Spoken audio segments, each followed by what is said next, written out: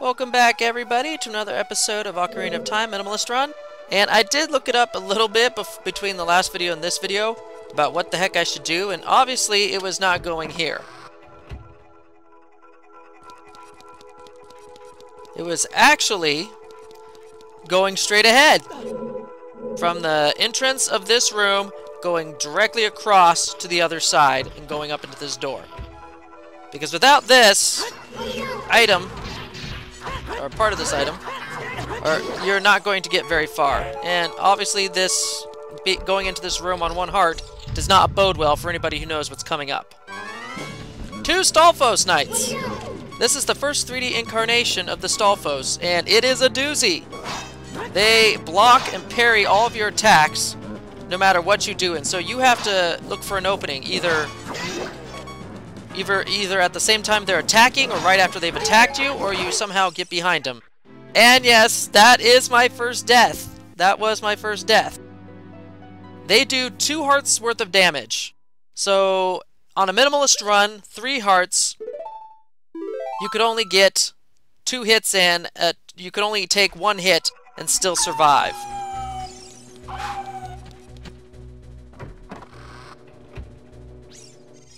So obviously this is not going to be a walk in the park.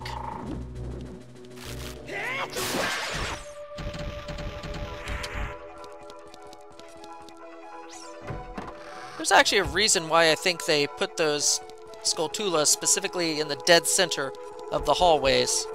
And there's a reason, I believe, and I'll explain that once I get the item of the dungeon, which may or may not be in this video.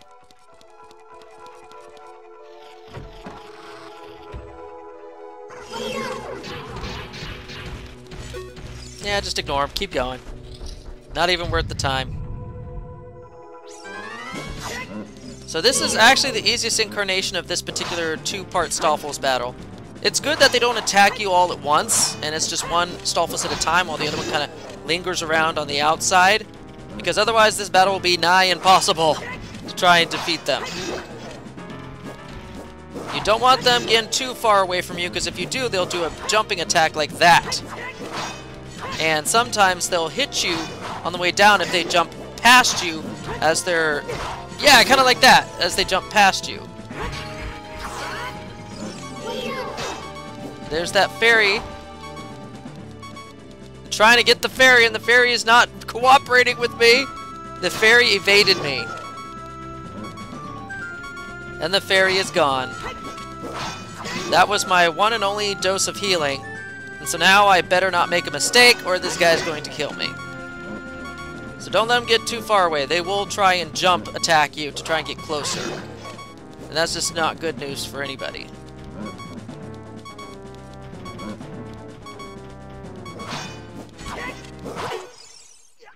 Death number 2!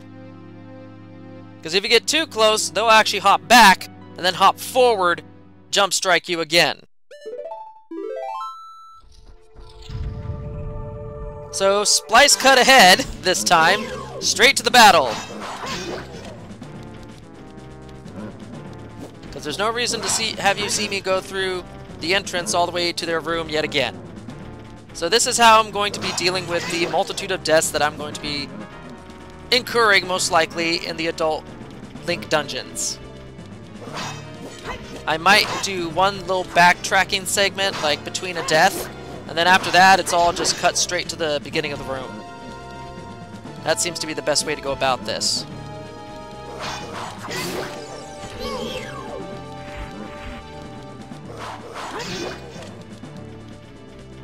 So far, so good. You've already kind of seen all that these guys are able to do. This is all they do. I'm just glad that they don't require you to drop bombs on their skeletons as they die, like they did in Link to the Past, because that would just be one extra additional hurdle to try and figure out and solve just to beat these guys. That would be pretty bad.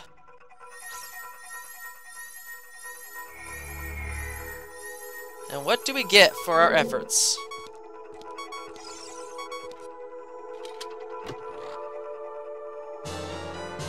A small key.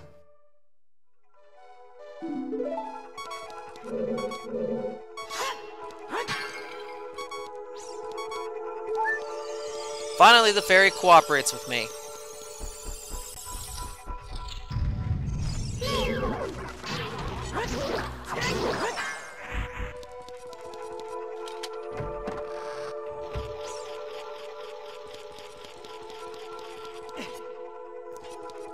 And here is where I make yet another critical error. I should have gone ahead to do a couple more collection of keys before I went back to this room. But on the bright side, I figured out that you can destroy the Skulltulas with the hookshot. The item of the dungeon is the bow and arrow, which is actually perfect for hitting those Skulltulas from a distance. Then you don't even have to wait for them to come down and reveal their vulnerable spot. You can just pick them off straight from the distance with one arrow. But you can actually do the same, accomplish the same thing with the hookshot.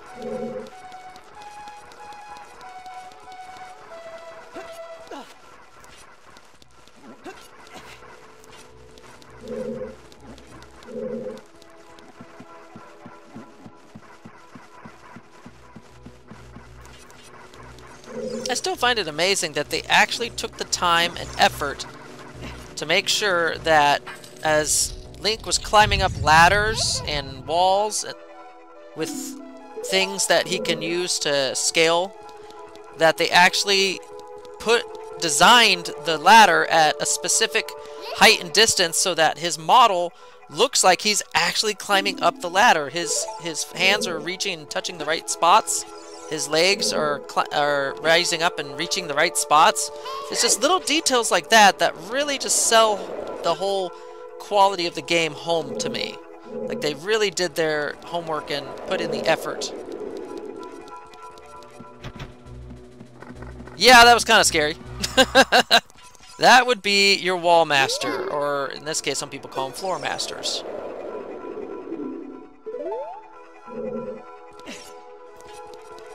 So I got stuck yet again without a key. You can see this is going to be a repeat thing with me here, trying to figure out the forest dungeon again. Trying to remember how many keys I needed to get to the center of the upper floor so I could get my gosh darn bow and arrow. Here's me not giving a crap and still coming out of it unscathed. That's some elite ninja skills.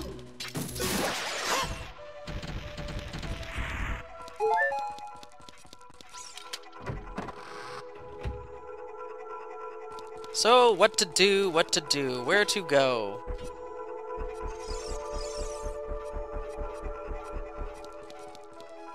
Yep, obviously not that way, so there's only one place to go.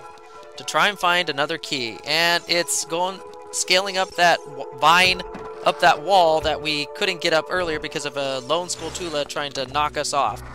There will always be one Skulltula you can't get off here. Yeah, that was kind of silly.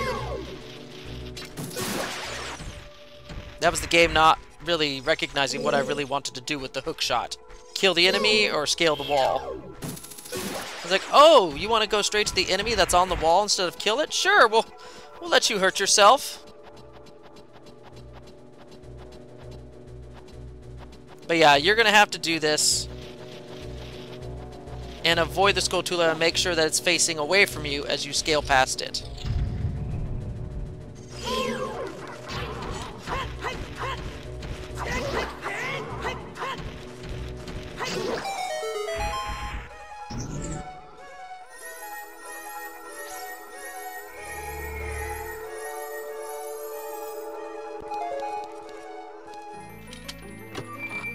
Not sure if this was the map or the compass.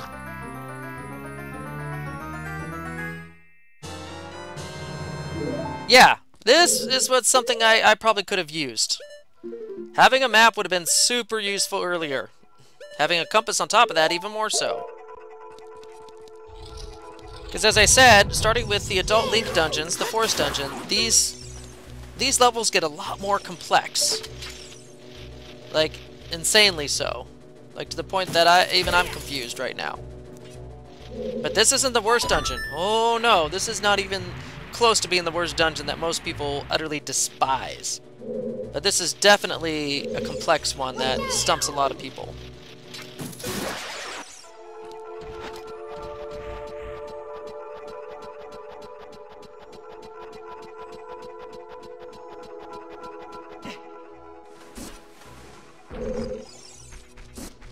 Now we're actually on the other side, the other courtyard that we couldn't get into because of the bars blocking the door. But there really isn't too much to see here other than maybe this well that we can go down. Because if you remember, there was a similar looking well on the other courtyard that was full of water.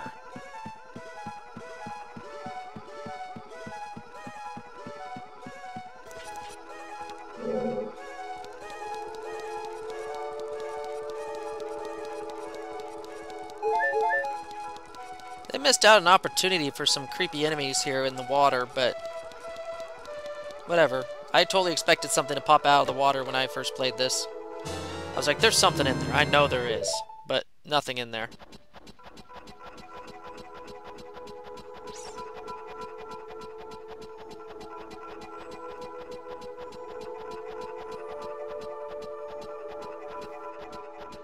Hi, welcome back. Yeah. The power on my computer just died. My battery just died on my laptop. So that's why I look different in the video in the upper left. But for anybody who's watched a video on a Let's Play on YouTube, or even some of my older videos, and I've heard like a slight humming sound in between words and things like that, like there's a whole bunch of just aggravating hum underneath all the dialogue and everything, it's because the laptop is plugged into the wall, and whatever current is going into the laptop via the wall is creating that humming sound when I'm recording. And if you hear that on other people's Let's Play videos, I'm pretty sure that's the same thing there too. So there's going to be kind of a little bit of a hum, and I'm going to try and eliminate as most of it as I can in post. But it's going to be there, and I'm sorry, but it's because my battery is less than 5%, and I need to finish recording this video. So there's that. That was kind of funny. Like, all of a sudden I'm recording and minding my own business, talking about Ocarina of Time, and the screen just goes black. I was like, oh gosh. Oh. Computer's trying to save itself from dying battery and losing all my progress. That was funny. So we should have all the keys available that we need to actually get to the center of the upper level and get to the second mini-boss of this dungeon. In fact, this dungeon actually has quite a lot of mini-bosses if you really take it into account what constitutes a mini-boss. Is it the music? Is it enemies that's stronger than normal? You know, what constitutes a mini-boss for you? Well, for me, it's the music and a different boss than normal. Oh yeah! There's a hole there. Don't fall in. That takes you to the floor below and resets this first part of the battle. That sucks. Don't do it.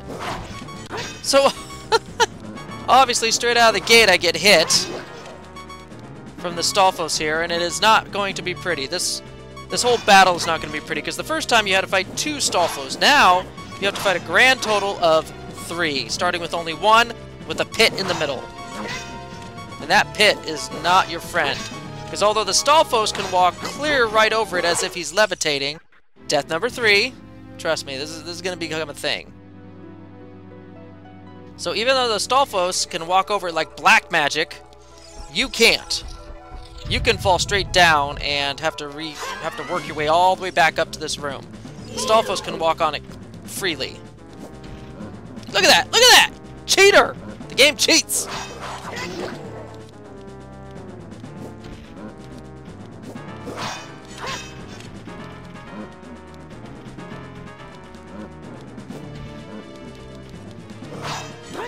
They don't give you a lot of opportunities to attack, and it's usually right after they attack or in between as they attack.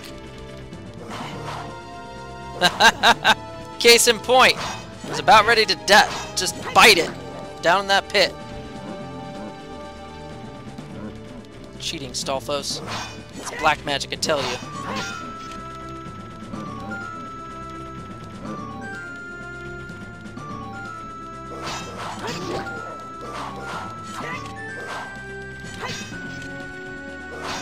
I mean, this limited space doesn't give you a lot of room to work with.